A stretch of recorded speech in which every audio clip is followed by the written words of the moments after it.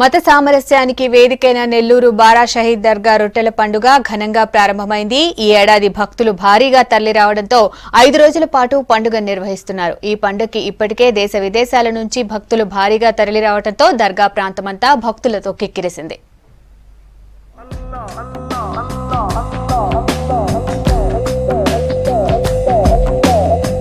మత సామరస్యతకు సమైక్యతకు నిదర్శనం నెల్లూరులోని దర్గా మిట్టాలో జరిగే బారా షహీద్ రొట్టెల పండుగ. భక్తుల కోరికలు తీర్చే పండుగగా దీనికి పేరు. రంజాన్, బక్రీద్ తర్వాత వచ్చే మొహర్రం మాసంలో షహదత్ రోజున రొట్టెల పండుగ ప్రారంభమవుతుంది. వందల ఏళ్లుగా జరిగే ఈ వేడుకలో కుల మతాలకతీతంగా ప్రజలు పాల్గొంటారు.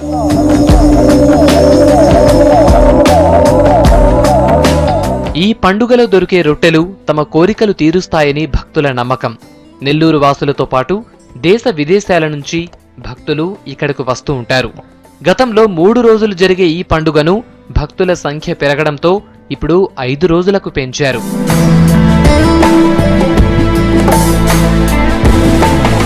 స్వర్ణాల చెరువులో దిగి రొట్టెలను పట్టుకుంటే ఎలాంటి కోరికైనా తీరుతుందని ఇక్కడికి వచ్చే భక్తుల నమ్మకం. మొదట్లో మహిళలు మాత్రమే ఈ రొట్టెలు పట్టుకునేవారు. సంతానం లేని వారికి సంతానం రొట్టె, పెళ్లి కాని వారికి వివాహ రొట్టె, సౌభాగ్యం, చదువు, ఉద్యోగం, విదేశీయానం, సొంతింటి నిర్మాణం, రాష్ట్రాభివృద్ధి రొట్టె, ఇలా రకరకాల కోరికల పేరుతో భక్తులు రొట్టెలను పట్టుకుంటూ వదులుతూ ఉంటారు.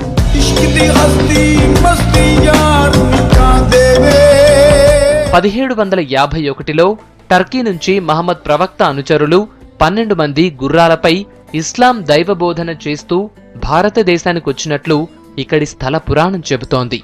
కొందరు మత ఛాందసవాదులతో జరిగిన యుద్ధంలో టర్కీ కమాండర్ జుల్ఫికార్ బేగ్తో పాటు 12 మంది వీరమరణం పొందారు.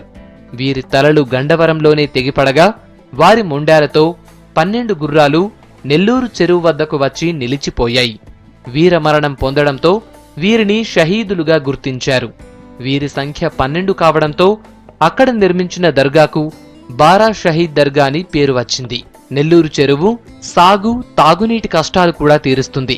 వందల ఏళ్ల కిందటి నుంచి ఇక్కడి ప్రజల అవసరాలు తీరుస్తున్న ఈ చెరువు ఆధ్యాత్మిక కేంద్రంగానే కాకుండా పర్యాటక కేంద్రంగా కూడా గుర్తించాలని కోరుతున్నారు స్థానికులు.